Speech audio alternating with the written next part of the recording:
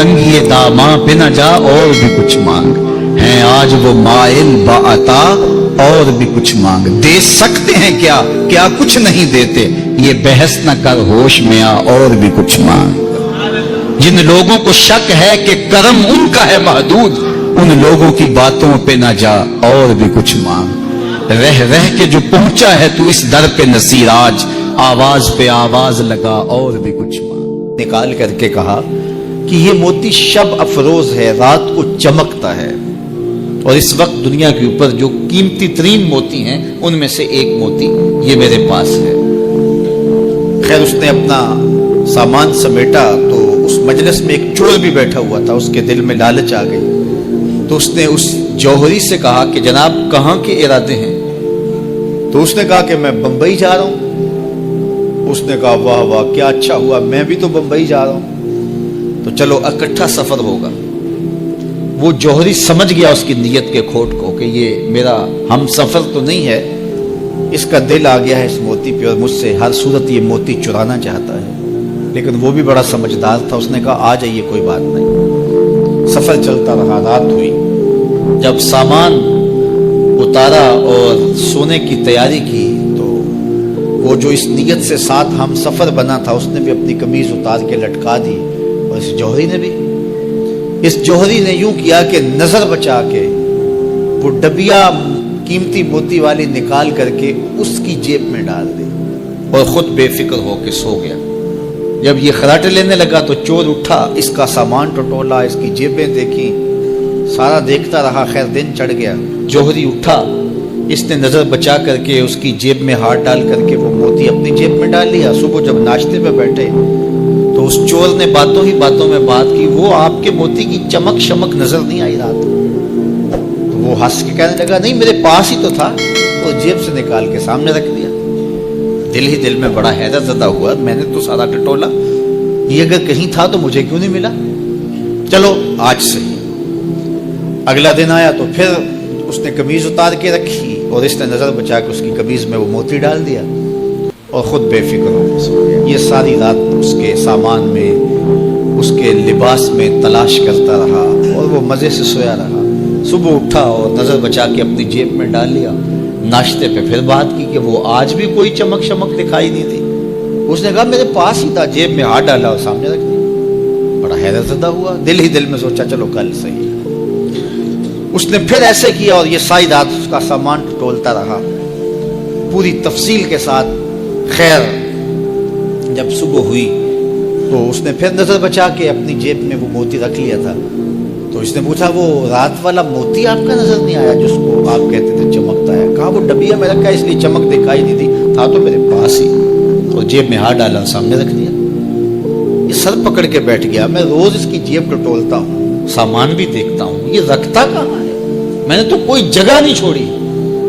اس نے کہا سچ بتاؤں میں تیرا ہم سفر نہیں تھا، میں چور تھا، میں تم کو بتا رہا ہوں۔ اب آپ میرے بھی استاد نکلے، مجھے اتنا بتاؤ کہ یہ موتی آپ رکھتے کہاں تھے؟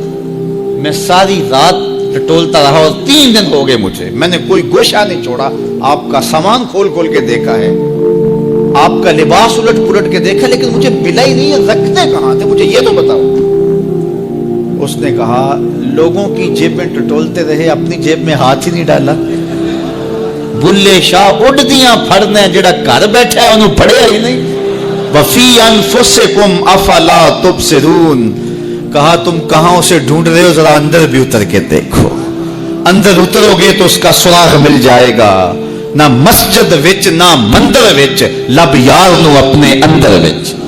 جب اپنے اندر اترو گے تو پھر سراغ زندگی نصیب ہو جائے گا، عرفان ذات ہوگا تو پھر عرفان الہی نصیب ہوگا۔ لیکن ہم دائیں بائیں ڈھونڈنے نکلے لیکن اپنے اندر اتر کے نہ دیکھا، تو سراغ زندگی ملتا ہی تب ہے جب اس کی چوکھٹ پہ جھکنا بندہ سیکھ جاتا۔ تو اس کی چوکھٹ پہ جھک کر کے زندگی کی سربلندی حاصل کیجئے اور مقصد زندگی حاصل کیجئے۔ حضور نے فرمایا اللہ اس شخص کے چہرے کو تر و تازہ رکھے جس نے میرے سے کوئی حدیث سنی، پھر جیسے سنی اس کو ویسے آگے پہنچا دیا۔ اور آقا کریم نے فرمایا بعض اوقات سنانے والا اس پر اتنا پہنچ کے عمل نہیں کرتا جتنا پھر سننے والا اس کے اوپر عامل ہو جاتا ہے. تو جب حضور نے دعا دی ہے کہ اللہ اس شخص کے چہرے کو تر و تازہ رکھے جس نے میری حدیث کو، میرے فرمان کو سنا اور ایسے ہی آگے پہنچا دیا، تو پھر موت کی سختیاں بھی اس کے چہرے کی تر و تازگی ختم نہیں کر سکتی. پھر قبر کے لمحے بھی اس کے چہرے کی تر و تازگی کو ختم نہیں کر سکتے. حشر کے دن لوگوں کے چہرے مرجھائے ہوں گے، جس کو رسول اللہ کی دعا ہے اس کا چہرہ اس دن بھی تر و تازہ ہو. تو حضور علیہ الصلوۃ والسلام کے فرامین کو سننا، دیکھیے جو تفصیلی علوم ہیں ان کو حاصل کرنا، سیکھنا یہ ہر ایک کے لیے فرض نہیں ہے، لیکن جو ضروریات دین ہیں ان کو سیکھنا یہ فرض عین ہے. یہ ہر ایک کے اوپر فرض ہے. اگر کوئی نہیں سیکھتا تو وہ گناہگار ہے. اور اس میں نماز کے مسائل ہیں، روزے کے مسائل ہیں، حج کے مسائل ہیں، زکوٰۃ کے مسائل ہیں. اگر کاروبار کرتا ہے تو بیع و شراء کے مسائل ہیں. اور کفر اسلام کی ضروری باتیں ہیں کہ کفر کیا ہے، اسلام کیا ہے. تو یہ ساری ضروری چیزیں جو ہیں ایمانیات سے جو تعلق رکھتی ہیں، ان کا سیکھنا جو ہے ضروری علوم کا یہ ہر ایک کے اوپر فرض ہے. تو اس لیے آپ لوگ اپنا وقت کچھ نکال کر کے جو ہے وہ اس کے لیے صرف کریں اور ضروریات دین سیکھنے کے لیے کچھ فرصت کے لمحے نکالیں. لوگ کتنے طویل ڈپلومے کرتے ہیں، کاروبار سیکھتے ہیں، کن علوم میں مہارت ہے جو ہمارے لیے بالکل غیر ضروری ہے. کسی نوجوان کے پاس بیٹھ جاؤ نا تو وہ تمہیں بتائے گا کہ کس کرکٹر نے کس میچ میں کتنے سکور کیے تھے. لوگوں کی یہاں تک معلومات ہیں. اور وہ 15 سال پرانا میچ ہے، اس کے اندر کس نے کتنے آؤٹ کیے تھے، کتنے وکٹیں لی تھی، کتنے جو ہے وہ اس نے سکور کیے تھے، اور اس کی پوری زندگی کے سکور کتنے ہیں، کیسی کیلکولیشن ہے اور کس قدر لوگوں کا پکا حساب ہے. یہ وہ چیز ہے جس کا نہ دنیا میں فائدہ نہ آخرت میں فائدہ، لیکن دلچسپی ہے نا. جس چیز سے دلچسپی ہو تو وہ چیز خود بخود ازبر ہوتی چلی جاتی ہے. دلچسپیاں انسان کو جو ہے وہ کسی چیز کو یاد کرنے میں مدد دیتی. ایک عرب شیخ کہہ رہا تھا کہ ہم ماضی میں پڑھتے تھے کہ ہمارے اسلاف، ہمارے بزرگ ایک رات میں پورا قرآن ختم کر لیتے تھے. تو وہ کہتا میں سوچتا تھا کہ ساری رات قرآن بندہ پڑھتا رہے تو کس طرح ممکن ہے. تو کہتا ہے میں اپنے بچوں کو دیکھتا ہوں کہ وہ جو ہے وہ موبائل کے ساتھ لگے رہتے ہیں اور فجر کی اذان ہو جاتی ہے تو وہ تب چونکتے اچھا رات گزر گئی. تو میں کہتا ہوں نوجوان کی دلچسپیاں کچھ اور ہیں اور وہ بھی اس شغف کی وجہ سے ایسا کھبا کہ رات گزر گئی اور اس کو پتہ ہی نہ چلا. تو جن کو قرآن کا نشہ ہو گیا تھا ان کی ساری راتیں قرآن میں گزر جاتی تھی اور ان کو پتہ ہی نہیں ہوتا تھا کہ رات بھی گزر گئی ہے. اور اذان ہوتی تو پھر پتہ چلتا کہ اچھا رات گزر گئی ہے. تو یہ شوق اگر پیدا ہو، شوق تو دیکھیے یہ گیموں کا پیدا ہو جائے، کھیلوں کا پیدا ہو جائے تو وہ انسان کو کیا کچھ سکھا دیتا ہے. اور جس کے سینے میں کتاب اللہ کا شوق پیدا ہو جائے تو پھر کیوں نہ اس کے سینے کے اندر جو ہے وہ طلب کتاب اللہ کی تلاوت کی پیدا ہوگی. تو اپنے سینوں میں علم حاصل کرنے کا شوق پیدا کرو، علم سیکھو، اپنی نسلوں کو سکھاؤ، اپنی اولادوں کو دین سکھاؤ، اپنی اولادوں کو نماز کا خوگر اور عادی بناؤ. ان کو کھینچ کھینچ کے نماز کی طرف لے جاؤ، یہ عادی بن جائے نماز کے، تاکہ بعد از انتقال دعاؤں کے سلسلے جاری رہیں. کتنے لوگ تھے جو ہمارے ساتھ چلتے ہوتے تھے. آپ ذرا اپنے ذہن پہ زور دیں. بچپن کے دوست، کلاس فیلوز، کاروباری ساتھی، گلی محلے کے لوگ، رشتہ دار، اعزا و اقربا، آباء و اجداد، اور کتنے لوگ آپ کے مخالفین، معاندین، یہ ساری فہرست ذہن میں لائیں تو ایک دم خیال پڑتا ہے فلاں بھی چلا گیا، فلاں بھی چلا گیا.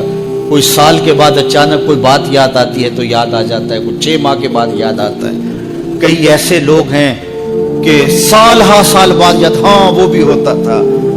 مٹی کا رزق بن گئے، قصہ پارینہ بن گئے. کہانی تو اتنی سی ہے نا، جو اکڑ اکڑ کے چلتے تھے آج وہ مٹی کا رزق بن گئے. جو اپنے بدن پہ چٹکی مٹی بھی نہیں پڑنے دیتے تھے آج ان کے کفن بھی تار تار ہو گئے.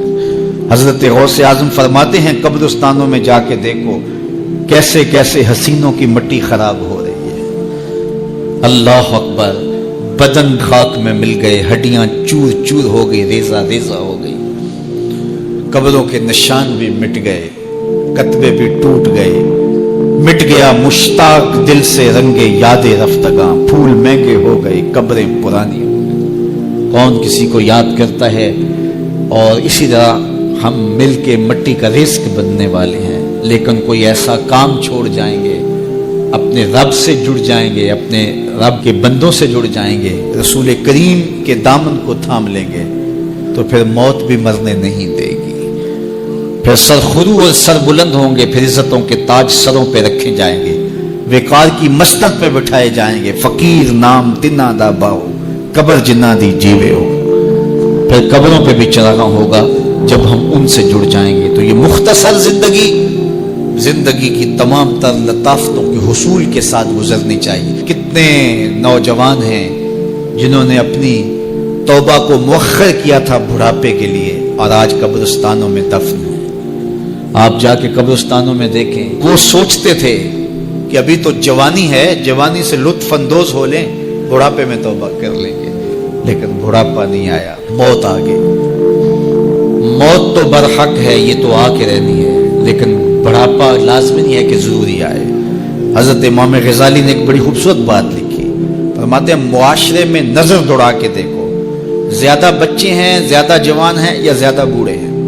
तो कहा आपको बच्चे ज्यादा मिलेंगे। हर घर में देख लीजिए, बच्चे ज्यादा होंगे, जवान उनसे कम होंगे, बूढ़े उनसे कम होंगे। तो अगर बूढ़े थोड़े हैं, जवान ज्यादा हैं, तो गजाली फरमाते हैं फिर बात सीधी सीधी है, बुढ़ापे तक कोई कोई पहुंचता है, ज्यादा जवानी में चले जाते हैं। और कहा कि अगर जवानों से बच्चे भी ज्यादा हैं, तो फिर इसका मतलब भी सीधा सीधा है कि जवानी तक सारे नहीं पहुंचते, बहुत बचपन में चले जाते हैं। गर्रा किस पे, नाज किस पे, गुरूर किस पे, तकब्बुर किस पे? तो ये मुख्तसर जिंदगी जो अल्लाह की अमानत है, इसको अल्लाह के नाम पे गुजारो। जो बीत गई वो बीत गई, वो तो मिन्हा हो गई जिंदगी से। वो मुझे रात से कुछ लोग मैसेज भेज रहे हैं कि आज 16 मार्च है और आपका पैदाइश का दिन है, मुबारक हो, अल्लाह सबको जज़ा दे। लेकिन मैं आज अपनी छोटी बेटी को भी कह रहा था, वो मुझे बोली कि अब्बू आपको मुबारक हो। तो मैंने कहा कि आप हाथ उठा के अल्लाह की बारगाह में दुआ करो कि अल्लाह आपके बाप के 46 साल के गुनाह माफ़ कर दे। ये तो जिंदगी गुजर गई है, 46 साल मेरे हाथ से निकल गए हैं, मैं उल्टा भी लटक जाऊं तो ये मेरे हाथ नहीं आ सकते। अगर मैंने अच्छे गुजारे हैं तो मुझे मुबारक हो, अगर कबूल हो गए हैं, और अगर अच्छे नहीं गुजरे तो मुझे तौबा करनी चाहिए, जिंदगी की कोताहियों से तौबा करनी चाहिए। हम समझते हैं हम बड़े हो रहे हैं, हकीकत में हम छोटे हो रहे हैं। हम अपनी जिंदगी के हदाफ तय करें, जिंदगी के मकासद तय करें, सारी जिंदगी उसके गिर्द सफर करनी चाहिए। कई लोग सारी जिंदगी गुजार देते हैं, उनको सारी जिंदगी रास्ते नहीं मिलता कि जाना किधर है। वो क्यों? वह अदल्लो सबीला, अल्लाह फरमाता वो भटके हुए मुसाफिर होते हैं। अल्लाह से रास्ता मांगो, आहिस्ता चलो, लेकिन मंजिल का तयन करके बढ़ो, बढ़ते रहो, मंजिल तुम्हारा इस्तकबाल करेगी।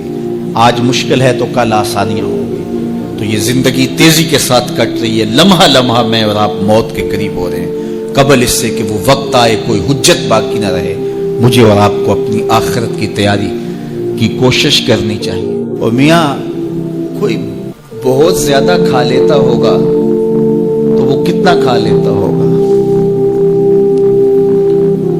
1 किलो खा लेता होगा, 2 शेर खा लेता होगा। लेकिन शेर पूरे का पूरा जानवर हड़प कर लेता है, हाथी छोटा पूरा दरख्त हड़प कर लेता है।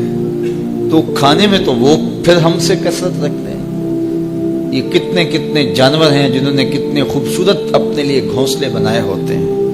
तो ये मकसद नहीं जिंदगी का, ये हमारी ज़ैली ज़रूरियात ज़रूर हैं, लेकिन मकसद जिंदगी का नहीं है। अकबर अलाहाबादी ने कहा था ना, क्या बताएं अहबाब क्या कारनमाया कर गए, क्या बताएं अहबाब क्या कारनमाया कर गए, बीए किया, नौकर हुए, पेंशन मिली और मर गए। क्या ये जिंदगी है? कहते जी फलां बंदा रिज़्क़े हलाल कमाता है, किसी को ज़रर नहीं देता, बस ठीक है, अच्छी बात है। लेकिन ये काम तो चींटी भी करती है, सुबह अपनी बिल से निकलती है, अपनी खुराक ढूंढती है, किसी को ज़रर नहीं पहुंचाती। चींटी का मिजाज देखा है कि वो आ रही है तो आगे आपको चीज रखती तो वो रास्ता बदल लेती है, वो मुज़ाहमत भी नहीं करती। کھاتی ہے، بچوں کو کھلاتی ہے، موسم برسات کے لیے جمع بھی کر لیتی ہے. اور یہی اگر وظیفہ حضرت انسان کا ہو تو پھر یہ اشرف کیسے ہے؟ یہ ایک وظیفہ تو چیونٹی بھی ادا کرتی ہے. گھونسلے تو اچھے جانور بھی بنا لیتے ہیں، یہ اچھا گھر بنا لیا تو یہ کامیاب کیسے ٹھہرا؟ اس کی زندگی کا کوئی مقصد تھا.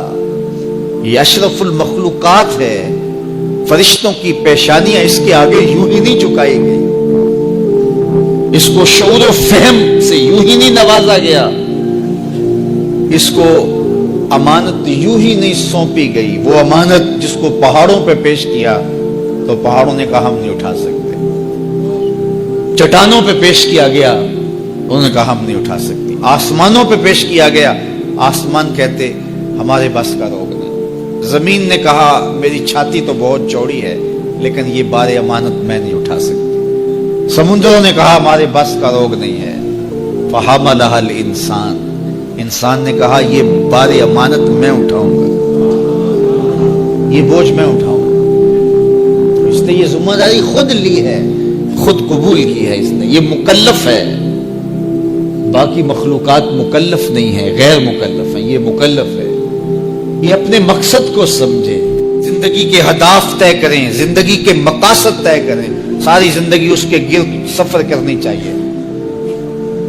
پاگلوں کی طرح کبھی ادھر سر اٹھا کے چل پڑیں، کبھی ادھر سر اٹھا کے چل پڑیں. اللہ سے راستہ مانگو. اور جس کو یہ نصیب نہ ہوا، دیکھیے آپ نے یہاں سے لاہور جانا ہو تو سب سے پہلا کام آپ کو کیا کرنا ہوتا ہے کہ رخ سیدھا کرنا ہوتا ہے. اگر آپ نے لاہور جانا ہے تو آپ کو یہاں جنوب کا رخ کرنا ہوگا. تو پھر آہستہ آہستہ بھی چلیں گے تو ایک دن پہنچ جائیں گے. پیدل بھی چل نکلیں گے پھر بھی پہنچ جائیں گے، سائیکل پہ جائیں گے پھر بھی پہنچ جائیں گے، موٹر سائیکل پہ جائیں گے پھر بھی پہنچ جائیں گے، گاڑی اور جہاز پہ جائیں گے پھر بھی پہنچ جائیں گے. گاڑی والا جلدی پہنچ جائے گا، سائیکل اور پیدل والا ذرا تاخیر سے پہنچے گا. جو رک رک کے جاتا ہے وہ بھی پہنچ جائے گا، کچھ وقت لگ جائے گا اس کو. جب منزل کا رخ سیدھا ہے تو چلنے والا سست بھی چلے تو ایک دن پہنچ جائے گا. اور اگر رخ سیدھا نہیں ہے، جانا لاہور تھا رخ ادھر کا ہو گیا، تو جتنا تیز چلے گا منزل سے اتنا ہی دور ہوتا چلا جائے گا. اس لیے رخ کا تعین اور منزل کا پتہ ہونا اور اپنے مقصد زندگی سے آگہی، یہ مومن کی زندگی ہے. اور یہ روز اللہ کی بارگاہ میں وہ دعا کرتا ہے، اہدنا الصراط المستقیم، مالک مجھے مستقیم سیدھی راہ کی ہدایت عطا کر دے. اور جس کے پاس یہ نہیں ہے اس کے لیے اضل سبیلا کا کہا گیا، وہ بھٹکا ہوا مسافر ہے. آہستہ چلو لیکن منزل کا تعین کر کے بڑھو، بڑھتے رہو، منزل تمہارا استقبال کرے گی. حضور نے فرمایا اللہ اس شخص کے چہرے کو تر و تازہ رکھے جس نے میرے سے کوئی حدیث سنی، پھر جیسے سنی اس کو ویسے آگے پہنچا دیا. ادارۃ المصطفیٰ پاکستان آج سے 25 سال قبل اپنی جد و جہد کا آغاز کرتے ہوئے اپنے ایک متعین راستے پہ گامزن ہوا اپنے ساتھیوں کو لے کر کے، اور اسی طے شدہ ہدف پر اپنے سفر کو جاری رکھا. اور حالات اور لوگوں کے رجحانات کو دیکھ کر کے اپنی منزل تبدیل نہیں کی، بلکہ قرآن و حدیث کی تعلیمات کے نتیجے میں جو اہداف متعین تھے اس پر اپنے سفر کو جاری رکھا. اور آج دنیا کے ایک ایک کونے میں الحمدللہ محبت کی یہ آواز پہنچ چکی ہے. اور 25 سال کے بعد ہم پہلی مرتبہ بڑے پیمانے پر مصطفی اجتماع کرنے جا رہے ہیں. انشاءاللہ العزیز اللہ نے چاہا تو 1 اپریل کو یہی مرکز مصطفیٰ میں مصطفی اجتماع منعقد ہوگا. خواتین کے لیے پردے کا انتظام ہم نہیں کر پائیں گے چونکہ اوپر والے ہالز وغیرہ بھی ہمیں مردوں کے لیے ان کی ضرورت ہوگی، تو اس لیے خواتین سے ہم معذرت کر چکے ہیں. 1 اپریل کے اس مصطفی اجتماع میں بھرپور دعوت کا آغاز ہو چکا ہے. جمعۃ المبارک کے جملہ سامعین اور میرے ساتھ محبت کرنے والے تمام لوگوں کو میں یہ میسج دیتا ہوں کہ وہ اس کے دعوتی عمل میں بھرپور شریک ہوں اور وطن عزیز کے کونے کونے کے اندر مصطفی اجتماع کی ضروری تشہیر بھی کریں اور اس کے لیے قافلہ سازی بھی کریں. اور منظم قافلے لے کر کے یہاں پہنچے. ہم نے بہت زیادہ وقت اجتماع کے لیے نہیں رکھا.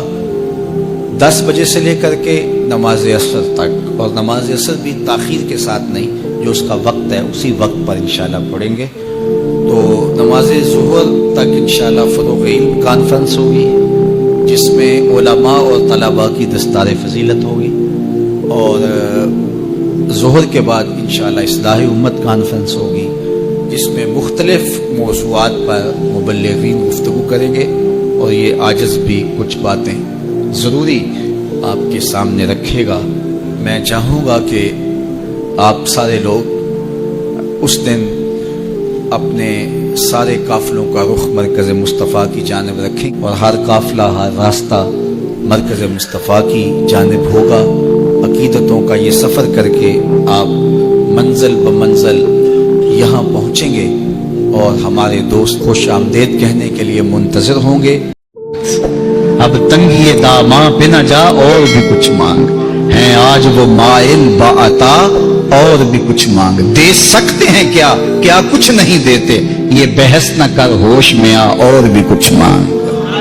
جن لوگوں کو شک ہے کہ کرم ان کا ہے محدود، ان لوگوں کی باتوں پہ نہ جا اور بھی کچھ مانگ. رہ رہ کے جو پہنچا ہے تو اس در پہ نصیر، آج آواز پہ آواز لگا اور بھی کچھ مانگ. نکال کر کے کہا کہ یہ موتی شب افروز ہے، رات کو چمکتا ہے، اور اس وقت دنیا کے اوپر جو قیمتی ترین موتی ہیں ان میں سے ایک موتی یہ میرے پاس ہے. خیر اس نے اپنا سامان سمیٹا تو اس مجلس میں ایک چور بھی بیٹھا ہوا تھا. اس کے دل میں لالچ آ گئی، تو اس نے اس جوہری سے کہا کہ جناب کہاں کے ارادے ہیں؟